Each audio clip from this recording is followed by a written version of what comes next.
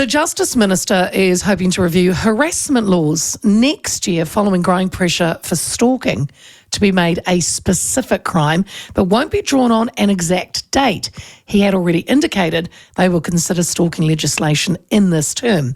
An open letter was called on Paul Goldsmith to make good pre-election statements where he criticised the previous government for dragging its feet in this area. The issue has gathered momentum since Auckland student Fazana Yakubi was brutally stabbed to death by a stalker in 2022 after she had already complained to police about him, saying that she feared for her life. And while stalking behaviours are covered by the law, usually in the harassment or crime acts, stalking is not an offence, with police admitting that it can be hard to bring a prosecution given it is not technically unlawful. Victim advocate Ruth Money believes stalking is an epidemic in New Zealand, and she joins me now. Good afternoon, Ruth. Hello, how are you? I'm good. Thank you for your time, especially on a Friday afternoon. I do appreciate it. Ruth, an epidemic, that's quite a strong word. Can you clarify numbers, or do you have data to say it's an epidemic? Yeah, well, so I'm a volunteer independent victim advocate, and that said, I do 60 to 80 hours a week helping people navigate the justice system. And most of that, sadly, although I do work on a number of homicides, which stalking can result in, most of that is family violence and sexual violence. And of about 80% of those survivors that I help navigate a sexual or family violence situation involves stalking. So, right. Yeah. Okay. There's your numbers, right? I believe it is an epidemic. What is classified as stalking? Meaning, is it a drive by the house? Is it texting over texting, commenting on social media? I'm sure there's a few ways you can do it.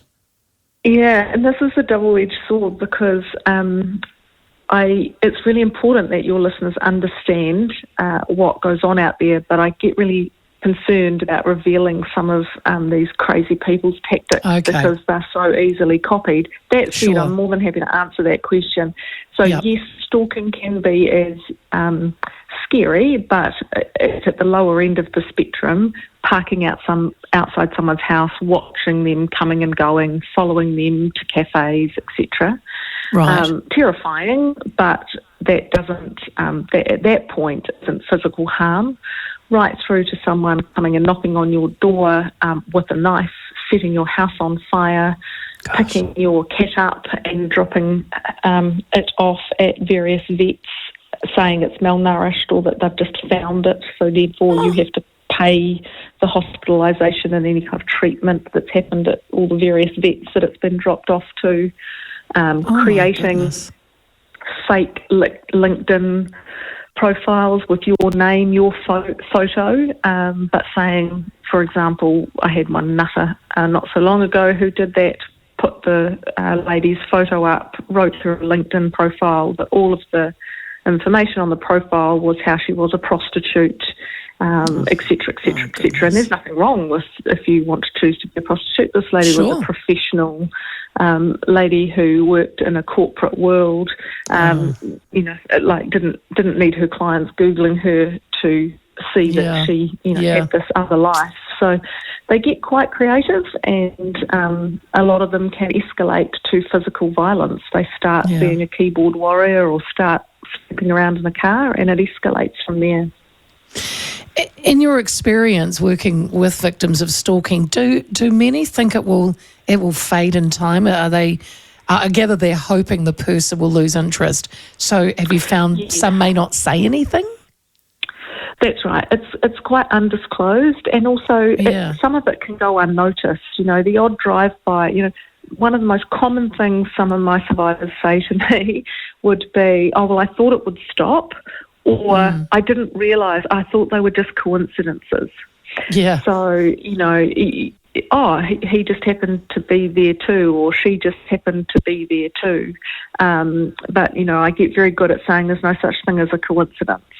And, they laugh at me when I say that, because they'll ring and say, you know how you say there's no such thing as a coincidence? Well, now it turns out that, he's visited the daycare centre and, we happened to be on the same flight as me, and I was in the Koru Club and he was there too. It's like, really? Really? I think too that a lot of, in these situations, you have to go with your gut and actually feel that something's not right. I would, That's right. Don't question it.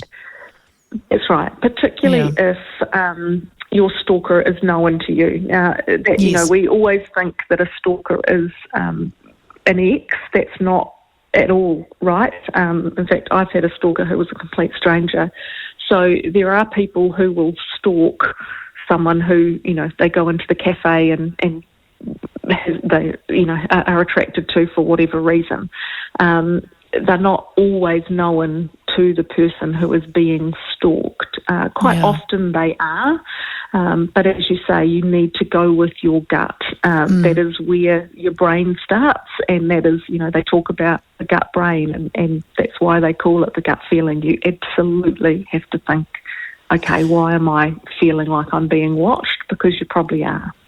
So there is the Harassment Act or Crimes Act, but am I correct in saying they need to have intended to cause harm to the victim, and which at face value can be seen as harmless? This is why you say we need a specific law for stalking. That's right. We don't have under the Crimes Act, we don't have a stalking charge. So no one can be charged with stalking. They'll either be charged with some digital harm. So they might have sent lots of messages or uploaded inappropriate videos, for example. So they could be charged under the Harmful Digital Communications Act. Or they can be charged under harassment. But to get to a harassment charge, you have to have 2 incidences or more over 12 months that get to a evidential level. And sometimes that's hard because at the moment the law requires the police to look at each event in of its own itself, really. So parking outside, well, they could just say that. In fact, I had some guy keep calling this lady, and then he said, well, it's not me, it's coming from the same house, but you can't prove that it's me. I left my phone at home today. It could have been my flatmates. So it's very hard to get to the evidential basis a lot of the time for these independent and individual occurrences. So what we're saying is stalking is relentless. It is a pattern of behaviour, and the police need to be empowered to prosecute or investigate and prosecute against a pattern of relentless behaviour. It's predatory, relentless behaviour that we're asking to be introduced into our kind of criminal acts that we don't have at the moment.